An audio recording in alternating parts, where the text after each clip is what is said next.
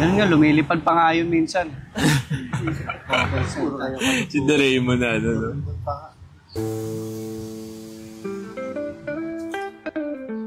Sir, nakita niyo yan?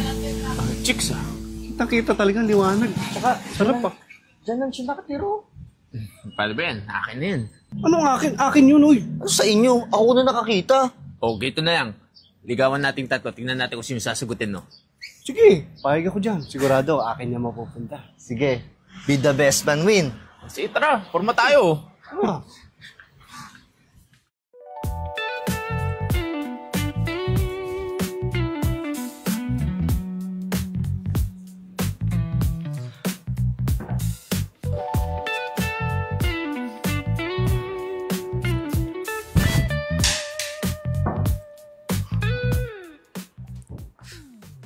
Hello?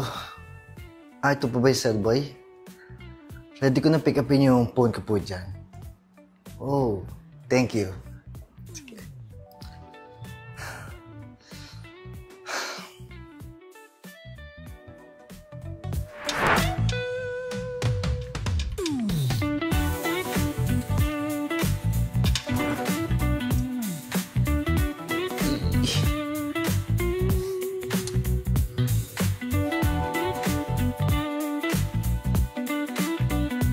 Hello. Ayusin mo yung salon, ah. Huwag kayong tatanggap ng kahit na anong customer. May dadalhin ako dyan. Oo, lahat ng service.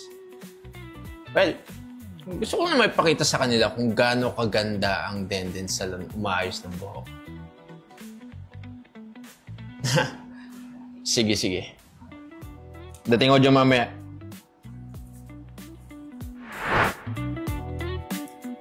Hello, Albert. Paki-ready mo nga yung special menu natin lahat dyan sa David's Tea House. Dadalhin ko lang to special someone ko. Sure mo, kaya naman ha? Sige na, susunduin ko lang. Okay, sige.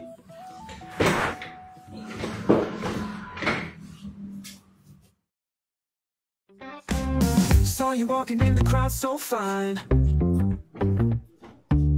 Couldn't help it, had to make you mine. Electric vibes dancing through the air. Got me locked inside your steely stare. I'm crazy, baby, just crazy for you. Every step you take, I wanna do too. Your rhythm magic and you move so sly. With every wink you make, my heart's gonna fly. Miss!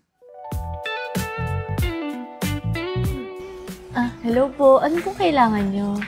Di ba kami papapasokin muna sa bahay? Oo, medyo mainit dito. Ay, hindi po. Hindi ko naman po kasi kayo mga kilala eh. Magsisimula na ako magpakilala. Ako nga pala si Russell. You're my beauty flower. Red, yellow, green, orange. I'm a legend, Russell. Ako nga pala si Ian. Well, mahilig kong mag-workout. Kita mo naman, di ba? Hindi naman sa pagmamayabang, Kita mo naman sa dami kong pera eh. Ako pala si Allen, ang nag-iisang gwapong anak na may-ari ng David Tea House. Ano po pa kayo nyo? Nandito kami para ligawan ka. Ako? Bakit ako? Bakit naman hindi? Tingnan mo, natatangi kang isang magandang dilag mo. Siyempre, hayaan mo naman kaming ligawan kay isang magandang binibini. Pero... Shh! Kasi ang intensyon namin ay malinis. Teka lang. Teka. Ako rin. Tsaka, dapat ako yung sagutin mo. Kasi, ako yung pag-asa mo. Bibigyan kita negosyo. Online business. Ako, bibigyan kita meron ng cellphone ako para sa'yo. Uy, huwag lang pansin yung mga yan.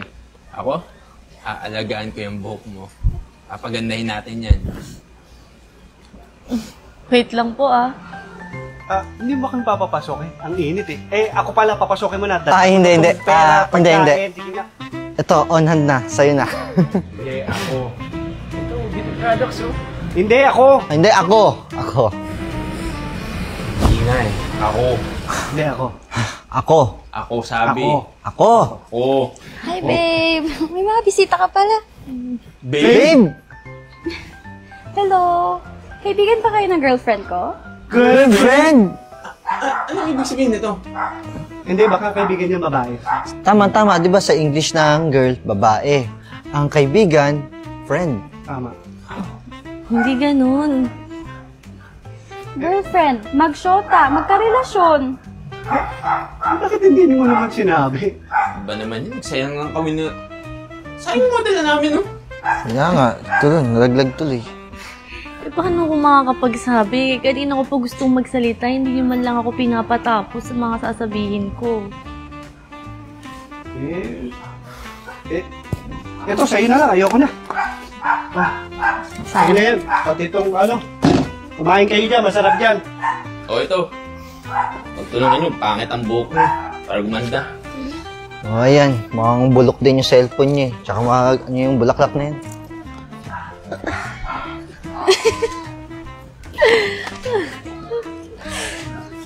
Iba ka talaga, babe.